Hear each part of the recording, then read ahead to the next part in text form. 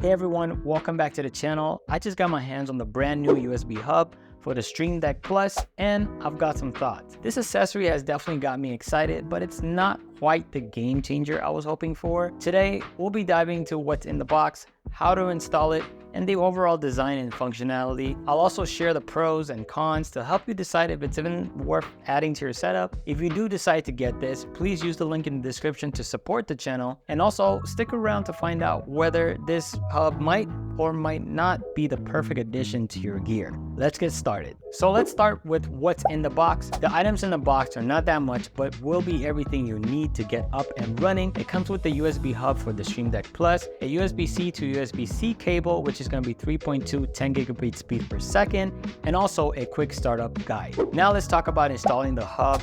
It's actually a simple process. First, you want to unscrew the bottom of the Stream Deck Plus, then make sure to remove the wrap on the bottom. It's really sticky, so make sure to align it right. Next, align the USB-C port to the back of the hub and push it right in. Finally, screw the bottom back in place, and that's it.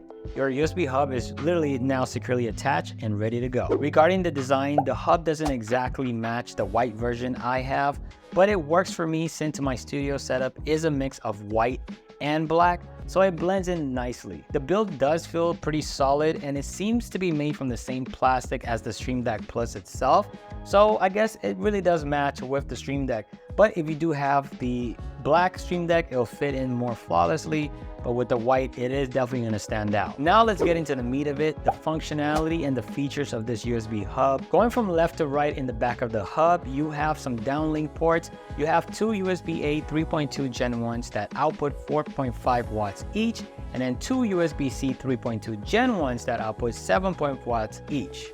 Now, keep in mind the total downlink speeds is 5 gigabit speed across all ports combined. So depending on what you're using, they're really all sharing the speed. So careful what you plug in. Next to that is the uplink power delivery, which supports up to 65 watts, which is enough to charge a MacBook Pro under 16 inches. It can technically still charge a 16-inch model, but it'll be slow and not very efficient. Lastly is the power delivery, known as PD. You can plug in a power adapter that can output up to 100 watts. This provides more power to the hub, helping it run more efficiently. And while I didn't see any performance drops, that's most likely because I didn't plug in any high demanding peripherals, so I can't really say so much on that, but so far the performance has been working. Can you use it without the power supply? Yes. Their FAQ says it is possible, but not recommended, which honestly is how I was using it. They say most systems are unavailable to power both Stream Deck and the USB hub on their own, causing performance issues and whatnot.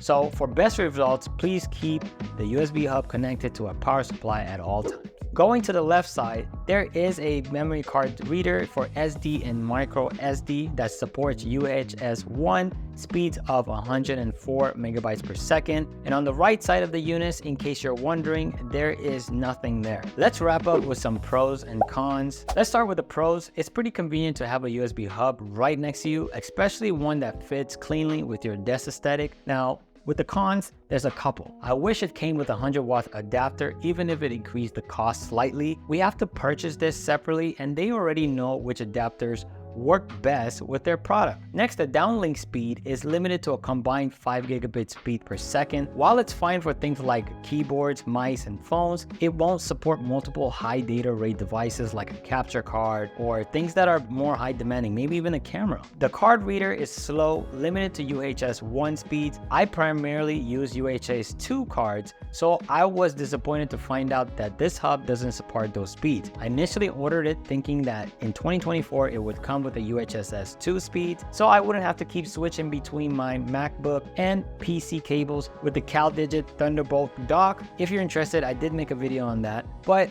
I was pretty disappointed to know that it's UHS 1 speeds. And that's quite a difference from 104 megabit speed per second to something like 300 megabits per second. It's literally night and day. So guys, that's my take on the USB hub for the Stream Deck Plus. While it has its perks, there are a few limitations you should be aware of. I'll be sticking with it for now, but I'll definitely upgrade if they release a version with the faster SD card speeds and separate 5 gigabits per port speeds. If you found this review helpful, don't forget to hit the like button and subscribe.